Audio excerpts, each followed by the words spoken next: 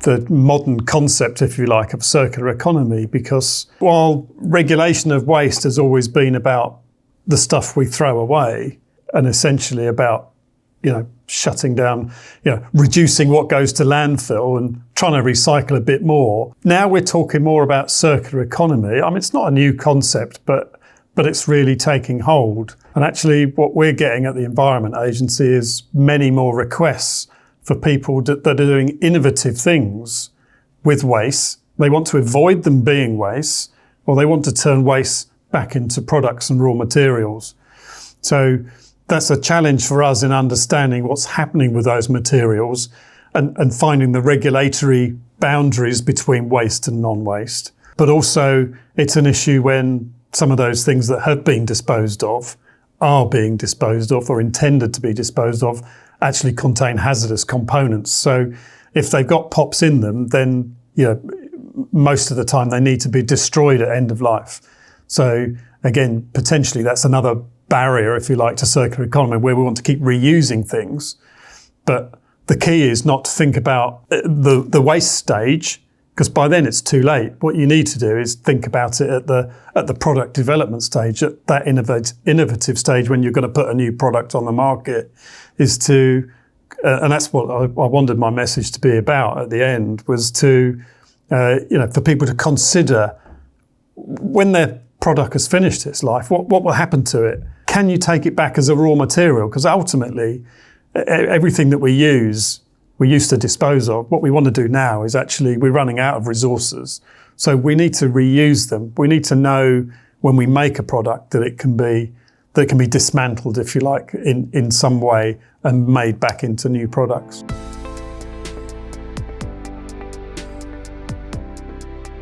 The POP is a persistent organic pollutant. So we've heard a lot today about various ones.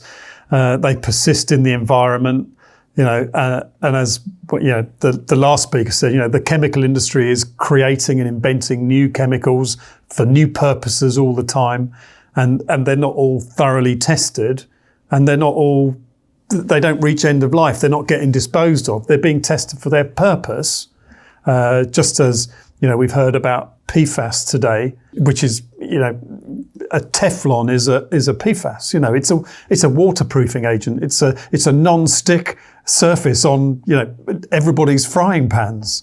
But as that comes off, as that surface degrades, the PFAS doesn't. The POPs don't.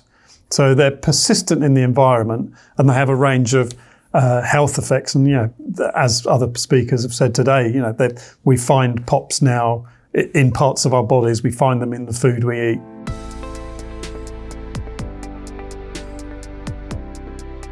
It accumulates in the environment, which is why when we've identified which POPs are the most of those of most concern, which the Stockholm Convention does, then we know then the rules are set out for what we do with them when they reach end of life. So they're already in products. In some cases, they're already in landfill sites. They've already been recycled into other products. But once we know which ones they are, which one, and the harm that they can cause, we prioritise them for destruction at end of life. So we have to make sure they don't go to landfill, they don't go to recycling routes, but they end up being destroyed, usually in high temperature incinerators. Once the POPs are listed, then their use will be banned. So it's the waste streams and the ongoing use that you need to manage. And like I say, we got increasingly a number of companies looking at waste and looking how can we recycle it, how we turn this back into products. One of the products we found in our study looking at POPs in construction demolition waste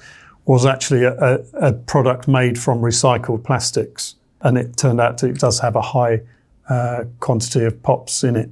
So, we've got to look at manufacturing processes and those that are creating products, particularly from, recycled materials. That's, we think we're doing, this is a great thing. We're recycling something, surely we don't have to do anything else. Well, actually you do, because it's in a waste stream and you're reusing it, yes, that's a good thing. But if it contains these hazardous chemicals, then it's posing a risk both to yourselves and your own staff that are operating or manipulating or reprocessing the material, but also in its onward use.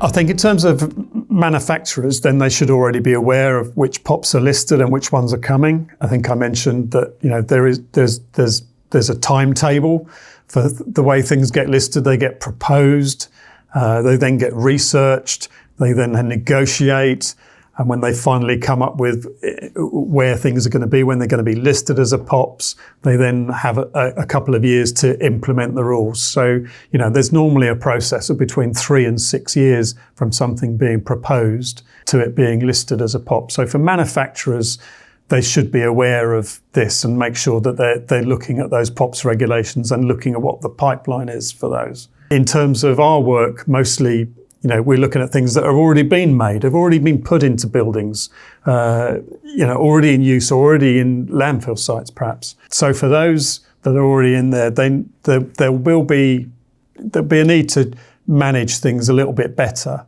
There'll probably be more hazardous waste than there is now, and that will need to be managed.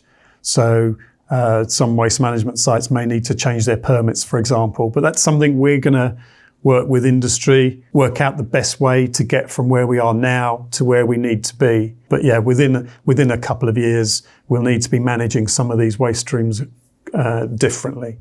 And construction sites already have hazardous waste on. Demolition sites already know they produce some hazardous waste. It just means there'll be some things that they didn't think were hazardous before that may actually now be hazardous.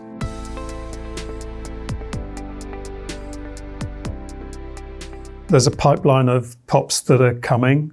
A good one to look through is hexabromocyclododecane, HBCD, which is a flame retardant, and that was used on polystyrene foams, insulation foams in particular, as a flame retardant, and that became a POP, I think, in 2012, something like that.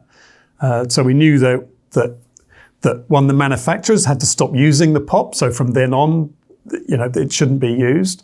But it's something that's gone into buildings up to that date, probably between the 80s and 2010, 2012, that won't be coming out of buildings for another 20 years, perhaps, before we get the peak amount of it that we need to manage. So we're aware of that, and we can build in some of that thinking in towards encouraging the right infrastructure to be in place to manage it. But that was one of the things we wanted to look at in this study, but actually we didn't find very much of it coming through the waste management chain at the moment.